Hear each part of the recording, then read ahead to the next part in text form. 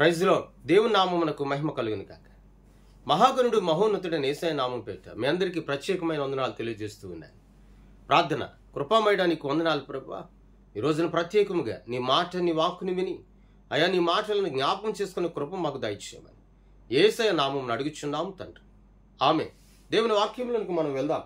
137వ కీర్తన 8వ వచనాన్ని చదువుకుందాం. యెహోవా నా పక్షమున కార్యము సఫలము చేయను. యెహోవా నీ కృప నిరంతరముండును, నీ చేతి కార్యములు విడిచిపెట్టకము.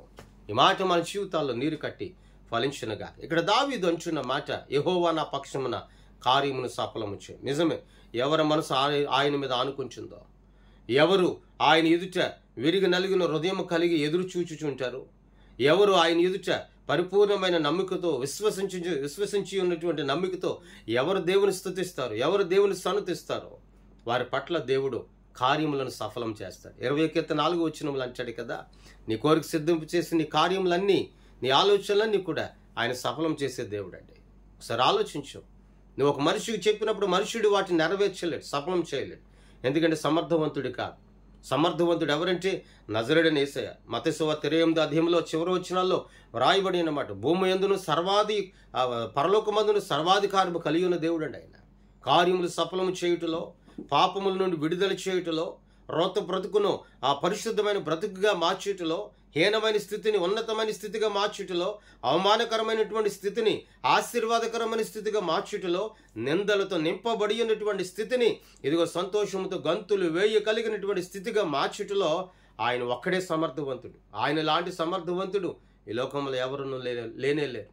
ఈ రోజున మనుషునిపై నువ్వు ఆధారపడుతున్నావేమో, దేవుని ఎద్దుకురా, ఆయన మీద ఆధారపడు.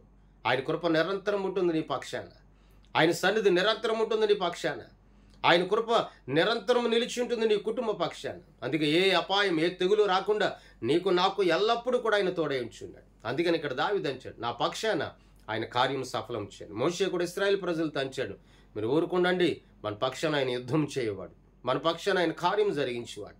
నీవు నమ్మికతో ఆయన వైపు చూడంతే, నమ్మికతో ఆయన ఎదుట మోకరులు నువ్వు కనిపించో, నీ పక్షాన దేవుడు కార్యము నెరవేరుస్తాడు. కార్యం నెరవేర్చే దేవుడు నీతో ఉన్నాడు, నీలో ఉన్నాడు, నిన్ను నడిపిస్తూ ఉన్నాడు. నీ వెలిచిన మార్గంలో నీకంటే ముందుగా ఆయన స్థలమునికి వెళ్ళి ఆ స్థలమున మార్గమును సరళం చేస్తూ ఉన్నాడు. మరి సరళం చేయించిన దేవునిపై నువ్వు ఆధారపడుతున్నావా? సరళం చేయించిన దేవునిపై నువ్వు ఆనుకొని ఉంటున్నావా? ఈ రోజున ఏ విధమైన మనసు కలిగి నువ్వు దేవుని స్తుతిస్తున్నావు? మరి ఆలోచించి ఉదయకాల సమయం ఈ మాట వచ్చి నువ్వు నీ జీవితంలో నీరు కట్టి నెరవేర్చబడాలి. ఈ మాట ద్వారా నువ్వు ఆశీర్వదించబడాలి. ఈ మాట ద్వారా అనేకమైన గొప్ప కార్యాలు, నేను నిందించిన వారు, నేను అవమానపరిచిన వారు, దుఃఖపెట్టిన వారు, లేకపోతే నేను ప్రలోభాలకు గురి చేసిన వారి మధ్యలో నీ పక్షాన దేవుడు ఉండి అనేకమైనటువంటి అద్భుతమైన కార్యాలు సఫలపరచబడాలి. అతి కృప నీకును నీ కుటుంబానికి సదాకాలం తోడైన నడిపించును గాక. ప్రార్థన. కృపమయుడా నీకు స్తోత్రాలే, ఆశ్చర్యకరుడా నీకు వందనాలు. ఆశ్చర్యకరమైన కృపను బట్టి నీకు స్తోత్రాలు. వినిన ప్రతి మాట మా హృదయాల్లో నీరు కట్టి ఫలింపు చేయండి. తోడై ఉండండి, దర్శించమని, ఆదరించమని, బలపరచమని, నడిపించమని యేసయ్య నామమున అడిగి వేడుకొనుచున్నాము తండ్రి. ఆమేన్. దేవుని సన్నిధి ఇప్పుడు ఎల్లప్పుడు సదాకాలం బిడలకును మాకును తోడైండి నడిపించును గాక. ఆమేన్, ఆమేన్, ఆమేన్. మీ అందరికీ వందనాలు తెలియజేస్తాను.